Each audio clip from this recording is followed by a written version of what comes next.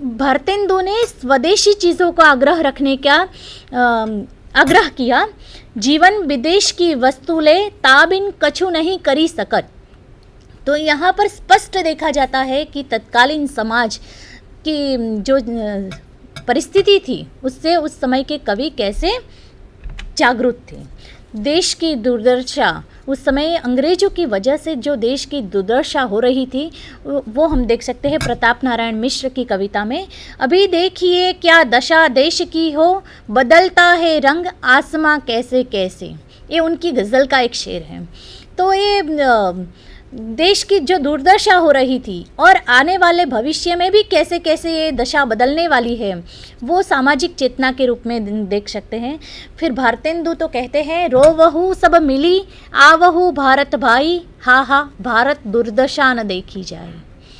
तो ये तत्कालीन समय में भारत दुर्दशा और भारत देश की स्थिति, समाज की स्थिति, ये सामाजिक चेतना के रूप में कवियों की कविताओं में स्थान पाई है।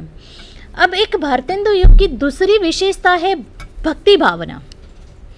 तो भक्ति भावना 3 प्रकार की मिलती है। एक है वैष्णव भक्ति, दूसरी है निर्गुण भक्ति और तीसरी है ईश्वर की और देश की व्यापक रूप में भक्ति। सबसे पहली जो है निर्गुण भक्ति, उसमें मोह माया और उसकी व्यर्थता और निर्गुण ब्रह्म की उपासना, ये सारी चीज़ें बहुत कम प्रमाण में मिलती है। लेकिन जो वैष्णव भक्ति है उसका यहाँ भी भक्ति काल के अनुरूप ही वातावरण देखा जा सकता है। और खुद भारतेंदु हरिश्चंद्र कृष्ण भक्त थे, तो उन्होंने राधा कृष्ण की लीलाओं का वर्णन भक्त की दृष्टि से किया। नैन भरी देखी लेहू या जोरी, मनमोहन सुंदर नटनागर श्री वृषभानु किशोरी, कहा कहू छवि कही नहीं आवे वे सांवर यह गोरी, ए नीलांबर सारी पहने उनको पीत पिछोरी, एक रूप एक बेस एक वय बरनी सके कवि कोरी, हरिचंद दो कुंजन टाढ़े हंसंत करत चित चोरी। तो उनकी प्रेम भावना, श्रृंगार भावना, ये सारे उसकी उनकी काव्य की विशेषता है। प्रेम भी कृष्ण और राधा के माध्यम से भी व्यक्त हुआ है, जो भक्ति काल और रीतिकाल की कविताओं की तरह ही यहाँ माध्यम और स्थान प्राप्त किया है इन कविताओं में। इसके बाद हम आते हैं हास्य व्यंग पर। भारतेंदु युग की एक प्रमुख विशेषता हास्य और व्यंग रहा। यहाँ हास्य और व्यंग के लिए काव्य रूपों को चुना गया पैरोडी, श्यापा और गाली। नए जमाने की मुकरिया तो भारतेंदु की बहुत ही प्रचलित और प्रसिद्ध हुई। उन्होंने शराब, समाज को जगाने के लिए शराब पर मुकरी लिखी।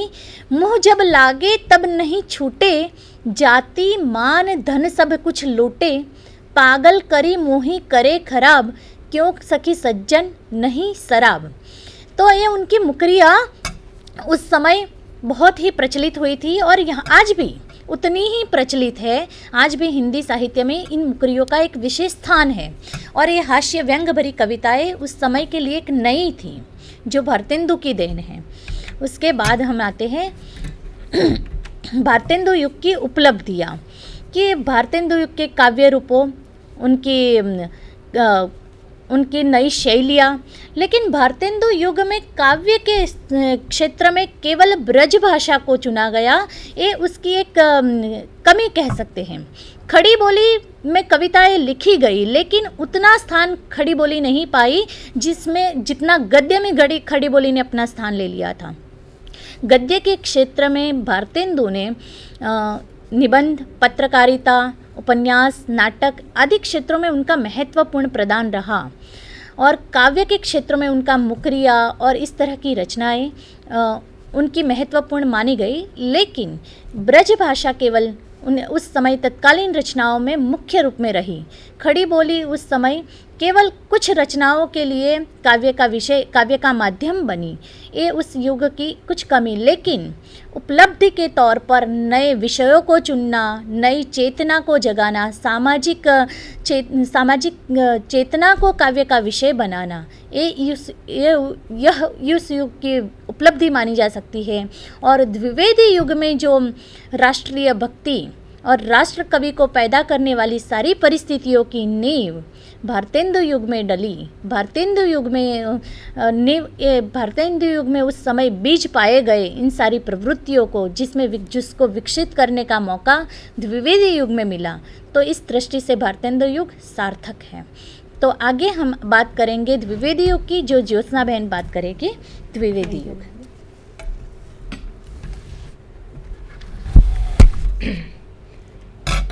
हिंदी कविता को विषय, भाषा और शैली की दृष्टि से परंपरा से मुक्त कराने का अगर श्रेय किसी युग को दिया जाता है तो वो है द्विवेदी युग। द्विवेदी युग का नाम उस युग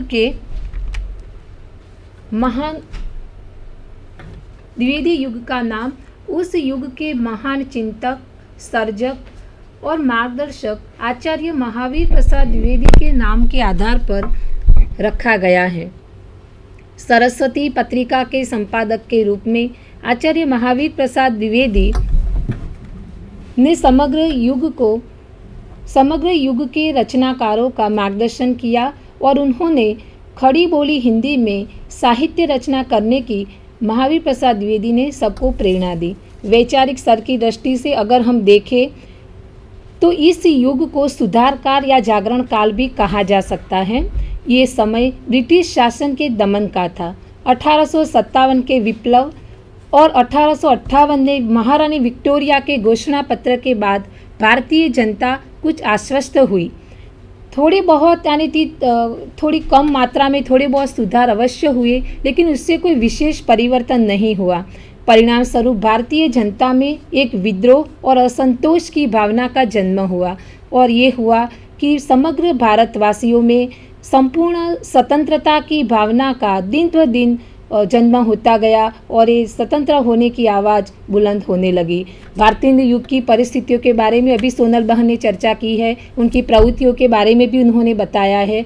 तो अगर हम सोचें कि भारतेंदु युग में भी अगर एक तरह से हम देखें तो रीतिकालीन जो प्रवृत्तियाँ थी, जैसे कि श्रृंगारिकता है, भक्ति भावना है, और जैसे कि गद्य के रूप में खड़ी बोली का स्वीकार किया गया, लेकिन पद्य की भाषा तो ब्रज ही रही। तो हम ये देखते हैं कि भारतेंदु युग में इन सब समस्या पूर्तियों का भी प्राधान्य रहा। ज़्यादातर वही कविताएं लिखी गई और ये जो कवि थे, भारतेंदु है, प्रेमगन है, प्रदीप नारायण चौधरी प्रेमगन है, प्रताप नारायण मिश्र, इन सब ने अपनी अपनी तरीके से कविता के स्तर को ऊंचा उठाया। लेकिन उसके अंत में, यानी कि भारतेंदु युग के अंत में, हम देखते हैं कि इन सब विषयों और ब्रजभाषा का महत्व कम होने लगा और सन 1900 से सरस्वती पत्रिका का जो संपादन होता है और तभी से एक बहुत बड़ा परिवर्तन हम देखते हैं। महावीर प्रसाद द्विवेदी का आविर्भाव हिंदी साहित्य के लिए एक बहुत महत्वपूर्ण उपलब्धि है। उसी तरह सरस्वती का प्रकाशन भी। उन्होंने सरस्वती पत्रिका में हे कविते नामक शीर्षक से कविता लिखी। उन्होंने एक नए युग की, एक नवीन काव्य धारा का समर्थन किया और इस युग के जितने भी कवि हैं उनको उन्होंने खड़ी बोली हिंदी में लिखने का आह्वान किया। अगर इस युग के कवियों पर अगर हम एक दृष्टि डालें तो हम देख सकते हैं कि इस युग के प्रमुख कवियों में महावीर प्रसाद द्विवेदी है, मैथिली शरण गुप्त है, श्रीधर पाठक है, अयोध्यासी उपाध्याय हरिओध है, राम नरेश त्रिपाठी है, रामचरित उपाध्याय है। इन सब कवियों ने नए नए विषय और भाषा के स्तर पर अपना महत्वपूर्ण योगदान दिया है। जैसे कि अगर हम महावीर प्रसाद द्विवेदी की बात करें तो सरस्वती के संपादक के रूप में उन्होंने बहुत महत्वपूर्ण भूमिका अदा की। हिंदी भाषा और साहित्य को उन्होंने एक रूपरेखा तैयार की और एक बहुत बड़ी दृष्टि साहित्यकारों को दी। एक अच्छे आलोचक, निबंधकार और अनुवादक भी रहे हैं। उनकी बहुत प्रसिद्ध रचनाएं भी है, काव्य मंजूषा है, गंगा लहरी है।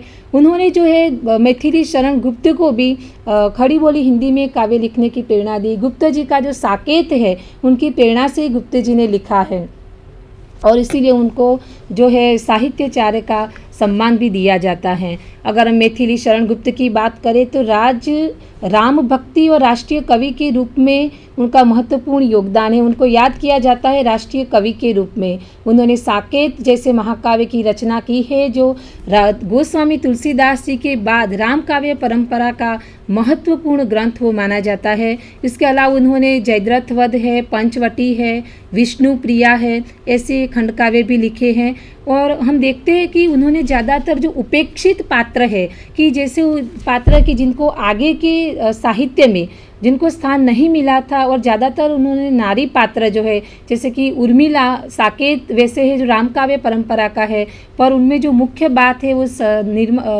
वो उर्मिला का जो है वीरह व्यथा, और उन्होंने पूरी एक नारी की जो मनोभावना है उसको उन्होंने केंद्रित किया है। उसी तरह अगर उनका हम आगे देखें तो उन्होंने राम को ही, वो कहते हैं कि राम तुम्हारा काव्य स्वयं ही काव्य है, कोई कवि बन जाए सहज संभाव्य है। तो गुप्त जी जो है मुख्यतः राम काव्य के जो है राम काव्य को, साकेत को उन्होंने लिखा है, विष्णुप्रिया लिखा, फिर जयद्रथवध लिखा है। तो उन्होंने अलग अलग पात्रों को उन्होंने अमर कर दिया है। अयोध्यासी उपाध्याय की अगर हम बात करें तो जो अयोध्यासी उपाध्याय है वो भी है, उन्होंने भारतीय संस्कृति के साथ साथ युग के स्वर भी उनकी रचनाओं में हमें देखने को मिलते हैं। उनकी प्रसिद्धि का आधार है प्रिय प्रवास। प्रिय प्रवास को हिंदी का पहला, खड़ी बोली का पहला महाकाव्य होने का श्रेय दिया जाता है, और उनको उस रचना पर हिंदी का सबसे बड़ा पारितोषिक मंगला प्रसाद पारितोषिक भी उनको प्राप्त हुआ है। श्रीधर पाठक वो खड़ी बोली के समर्थ कवि के रूप में जाने जाते हैं। उनकी रचनाओं में भी हमें देश प्रेम, समाज सुधार और प्रकृति चित्रण देखने को मिलता है। नाथूराम शर्मा शंकर इस युग के सशक्त व्यंग्यकार के रूप में याद किए जाते हैं। उन्होंने जो अपने वो छंद शास्त्र के मर्मज्ञ थे, और उनको कविता, कामिनी कांत, भारतेंदु, प्रज्ञेंदु, साहित्य सुधाकर आदि उपलब्धियां उनको दी गई है। तो इन सब कवियों ने जो काव्य रचनाएं की है, और उनके द्विवेदी युगीन कविताओं में हमें जो विशेषताएं देखने को मिलती है, अब उनकी प्रवृत्तियों की ओर हम देखेंगे। तो हम देख सकते हैं कि द्विवेदी युगीन कविताओं में मुख्य रूप से राष्ट्रीयता है, सामान्य मानवता, नीति और आदर्श, वर्ण विषय का क्षेत्र विस्तार, हास्य व्यंग, प्रकृति वर्णन, इतिवृत्तात्मकता, विविध काव्य रूपों का प्रयोग, खड़ी बोली का प्राधान्य और छंद वैविध्य। अगर हम राष्ट्रीयता की बात करें तो जैसे कि अभी आप लोगों ने देखा कि भारतेंदु युग में भी राष्ट्रीय भावना देखने को मिलती है। भारतेंदु, प्रेमगन, प्रताप नारायण मिश्र सबने देशभक्ति की रचनाएं की है। लेकिन अगर हम यहाँ एक चीज़ देखें तो ये देखें कि भारतेंदु युगीन जो कविताएं हैं और उनके जो कवि हैं उनमें देशभक्ति के साथ साथ हमें राजभक्ति भी देखने को मिलती है। लेकिन द्विवेदी युगीन कविता की जो विशेषता है वो ये है कि उनकी जो राष्ट्रीयता है, द्विवेदी युगीन कवियों ने जिन राष्ट्रीय भावनाएं, देशभक्ति की भावना को अपनी कविताओं के माध्यम से हमारे सामने रखा है वो शुद्ध है। द्विवेदी युगीन कवि जो है देश की जनता को स्वतंत्रता से मुक्ति प्राप्त हो, इसीलिए वो सबको जो है एक प्रकार के क्रांति का वो संदेश भी देता है। हम देखते हैं नाथूराम शर्मा शंकर की काव्य पंक्तियाँ जिसमें वो कहते हैं, देशभक्त वीरों मरने से नेक नहीं डरना होगा, प्राणों का बलिदान देश की वेदी पर करना होगा।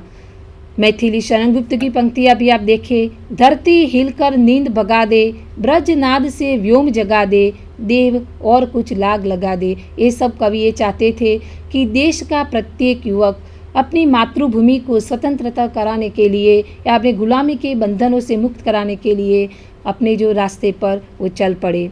दूसरी बात ये भी थी कि जैसे कि द्विवेदी युगीन कवि जो थे उन्होंने ये सब तो काम किया है कि सबको क्रांति के लिए आह्वान किया है, साथ में जो वो है वो देश की यानी कि भारत के स्वर्णिम जो उसका इतिहास है उसका गौरवगान भी करते हैं। हम मैथिली शरणगुप्त की पंक्तियों में देख सकते हैं, भूलोक का गौरव, प्रकृति का पुण्य लीला स्थल कहाँ, फैला मनोहर गिरी हिमालय और गंगा जल जहाँ, संपूर्ण देश से अधिक किस देश का उत्कर्ष है, उसको की जो ऋषि भूमि है वह कौन, भारतवर्ष है। यानी कि द्विवेदी कवि अपने देश की वंदना करता है, उसके इतिहास का गान करता है, वो एक तरह से उसकी देशभक्ति ही है। द्विवेदी युगीन कवियों में हम ये भी देखते हैं कि द्विवेदी कवि सिर्फ देश के गौरवगान या सिर्फ देश के जो नौजवान है, देश के जो लोग हैं, आम जनता है, उनको स्वतंत्र कराने के लिए आह्वान नहीं देता है, वो भारत की दुर्दशा पर दुखी भी है।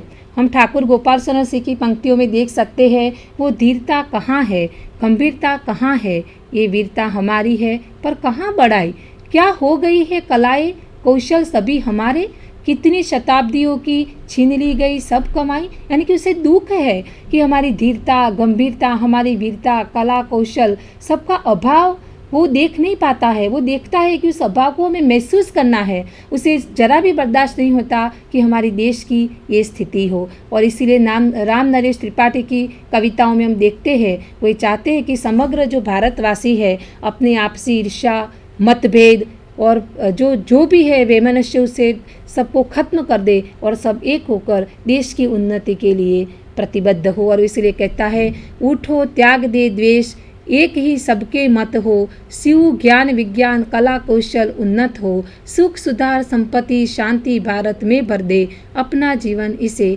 सहर समर्पित कर दे। हम भारतीय द्विवेदी युग की दूसरी विशेषता की ओर आगे बढ़े तो हम देखते हैं कि सामान्य मानवता।